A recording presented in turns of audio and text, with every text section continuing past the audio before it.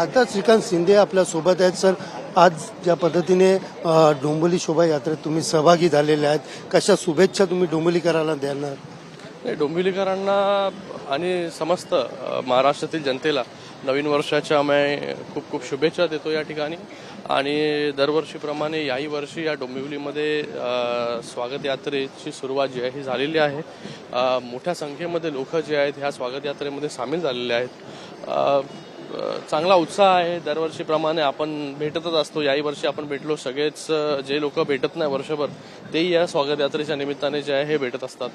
मोठी संकल्पना दरवर्षी आपण घेऊन चालतो, यावेळेस नेमकी काय संकल्पना घेतली? दरवर्षी विकासाची संकल्पना असते. मतदारसंघाला जास्तीत जास्त गोष्टी ज्या आहेत त्या दिल्या पाहिजे, त्या अनुषंगाने जे आहे ते आमचं काम जे आहे हे सुरू असतं. शिवसेना म्हणून आता ज्या पद्धतीने महाराष्ट्रामध्ये विकास सुरू आहे, यावेळेस नवीन वर्षाच्या सुरुवातीपासून आपण काय स्वप्न ठेवलेलं आहे की यापुढे कसं महाराष्ट्राला? काय वर्षाच्या एंडला, वर्षाच्या सुरुवातीला कुठला असा संकल्प नाही. 12 महिने जो आहे हा संकल्प असतो की चांगली कामं आमच्या हातून जे आहे ते लोकप्रतिनिधी म्हणून व्हावेत. मतदारसंघातील लोकांना चांगल्या सुविधा ज्या आहेत त्या मिळाल्या पाहिजे, त्या अनुषंगाने आम्ही काम करत असतो. 150 वर्ष वंदे मातरमला झालेत. मोठी थीम देखील या ठिकाणी लागलेली आहेत. यावेळेस तुम्ही नवीन पिढीला आपली पारंपरिक संस्कृती जपण्यासाठी नेमकं काय?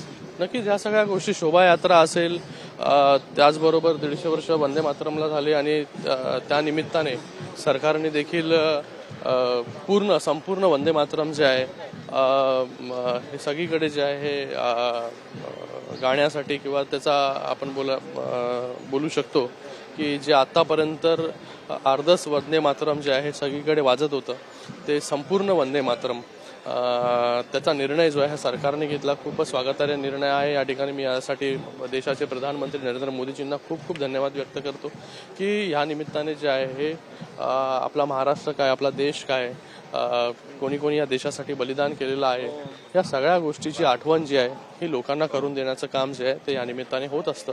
आणि या स्वागत यात्रेच्या निमित्ताने देखील तसाच एक प्रयत्न जो आहे आपली संस्कृती जी आहे ही पुढे घेऊन जाण्याची आहे. शेवटचा प्रश्न, ज्या पद्धतीने नेहमी आपण विकास कामं करतो, मात्र विरोधक जे आहेत ते नेहमी काही ना काही टीका करतात. आजच्या नवीन वर्षाच्या सुरुवातीला विरोधकांना तुम्ही कशा शुभेच्छा द्या? विरोधकांना नेमक्या आजच्या नवीन वर्षाच्या सुरुवातीला काय शुभेच्छा द्याल? कारण नेहमी आपल्या विकास कामं असेल किंवा इतर कामात नेहमी टीका करताना पाहतो. तर मला वाटतं विकासाच्या या सगळ्या यात्रेमध्ये जे आहे त्यांनी पण सामील व्हावं, जसं आज स्वागत यात्रेमध्ये सामील झालेले आहेत. एकंदरीत पाहायला गेलं तर विरोधकांनी विकास कामामध्ये सहभागी व्हावा अशा प्रकारचे सूचना ज्या आहेत आणि शुभेच्छा ज्या आहेत ते खासदार श्रीकांत शिंदे यांनी विरोधकांना दिलेल्या पाहायला मिळत आहे. कॅमेरा पर्सन गणेश राहटेसह सुनील जाधव, TV9 मराठी, डोंबिवली.